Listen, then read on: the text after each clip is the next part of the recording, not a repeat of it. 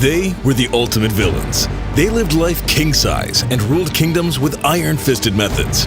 They made more money than is imaginable and spent it on decadent luxuries and glittering parties. Their cruelty is legendary. Everyone, from judges, policemen, to senators and presidents, were in their pockets. They knew that real power lay with them and were not afraid to use it. Their lives are the stuff movies are made of. In this video, we've listed 10 of the most powerful gangsters of all time. Here we go. Number 10. Frank Lucas. Frank Lucas capitalized off the heroin trade in the 1960s and 1970s by using an East Asian connection during the Vietnam War, cutting off the Italian mafia who controlled the trade in his Harlem at the time. Lucas, originally from North Carolina, employed members of his family to take over the heroin trade in New York and New Jersey.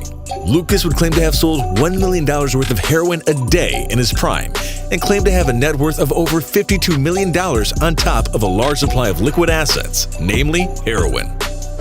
Number 9. Griselda Blanco. Griselda Blanco, also known as the Black Widow or the Cocaine Queen of Miami, was a drug lord for the Colombian Medellin cartel. She controlled the cocaine trade through violence and intimidation, making $80 million a month during the 1970s and 80s. Reports claim that at her peak, Griselda Blanco had more than $500 million. After serving 10 years in jail on drug charges, Blanco would return to her native Colombia. Number 8. Anthony Salerno. Italian mobster Fat Tony Salerno made his millions running the numbers and drugs racket in East Harlem after most other Italian mobsters left the area, as it became more black and Latino in the 1960s, making tens of millions of dollars. As the frontman for the Genovese crime family, Salerno was named the America's top gangster by Fortune magazine in 1986, due to his wealth of more than $1 billion and influence.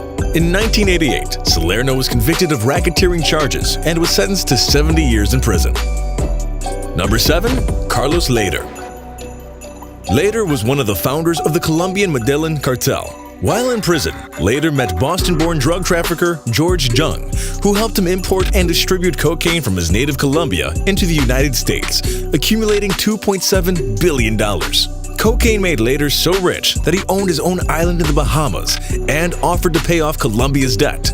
Lehder would eventually be extradited to the United States and sentenced to life in prison, which was reduced after he agreed to testify against former Panamanian President Manuel Noriega in 1992. Number 6. Meyer Lansky. Lansky was a Jewish immigrant from Poland who would make a fortune of gambling, both legal and illegal. Lansky would join notorious gangsters Charles Lucky Luciano and Ben Bugsy Siegel to run a gang that would be known as Murder Inc. Lansky would later turn to focus on gambling, setting up operations in Florida, Las Vegas, and Cuba before the Cuban Revolution. In 1982, Forbes would name him as one of the 400 richest people in America. Lansky would be indicted for tax evasion and fled to Israel. He would later return to the U.S. to face charges and was acquitted in 1974. Lansky would die a free man in Miami at age 83. Number 5. Joseph Kennedy. Joseph Kennedy is the patriarch of one of America's most powerful and prestigious families. One of his sons became president, another district attorney, and presidential candidate, and another a senator. At his peak, Kennedy was one of the richest men in America. But, as the saying goes, behind every great fortune, there is a great crime. Kennedy was already in the liquor business before Prohibition, but according to several books and gangsters, became a bootlegger with ties to the New York and Chicago underworlds after liquor was made illegal. After Prohibition ended, Kennedy made a fortune off selling legitimate liquor as well as through Hollywood and the stock market. Kennedy was named one of the 20 richest people in America in 1954 by Fortune magazine and had a net worth of more than $300 million, which would be in the high billions today. It has been reported that Kennedy contacted mobster Frank Costello, who was known to brag that he was a bootlegger with Kennedy, to use another mobster, Chicago's Sam Giancana, to help his son John get elected through his ties to Chicago and the unions. Number 4. Amado Carrillo Fuentes. Amado Carrillo Fuentes was the head of the Mexican Juarez cartel. He was known as Lord of the Skies due to his private fleet of planes, including 22 private 727 jet airliners, which were used to import cocaine from Colombia to Mexico, where it was later smuggled into the United States. Fuentes had an estimated net value of $25 billion, almost twice as much as Facebook founder Mark Zuckerberg, and the DEA called him the most powerful drug trafficker of his era. He would die while undergoing plastic surgery to alter his appearance in 1997. Number 3. Joaquin Guzman Loera.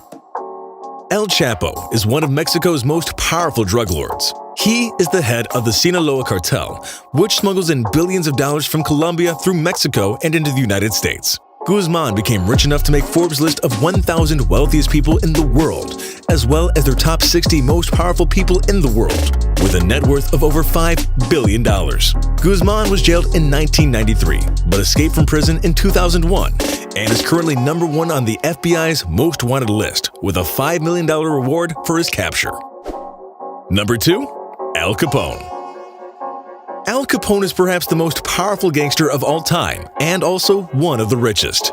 During Prohibition, Capone controlled the illegal alcohol, prostitution, and gambling rackets in Chicago, which brought in $100 million a year at its prime. Capone's money allowed him to bribe police officials, judges, and even the mayor of Chicago. Unfortunately, he could not bribe the IRS, who convicted him of tax evasion in 1932 and sentenced him to 11 years in prison. Number 1. Pablo Escobar. Escobar is perhaps the most powerful drug lord of the modern era. He ran the Medellin cartel, which imported billions of dollars of cocaine into the United States. Pablo's money brought him great power, as he was able to bribe officials or have them killed if they wouldn't take his bribes. Forbes magazine named Escobar the 7th richest man in the world, with a net worth of $25 billion. In 1993, Escobar was killed by Colombian forces with U.S. assistance after he escaped from a Colombian prison. That concludes our video of the 10 most powerful gangsters of all time. Let us know another one that should have been on this list. And if you liked this video, then subscribe and turn on notifications so you'll be the first to know when a new video comes out. Thanks for watching, and we'll see you next time.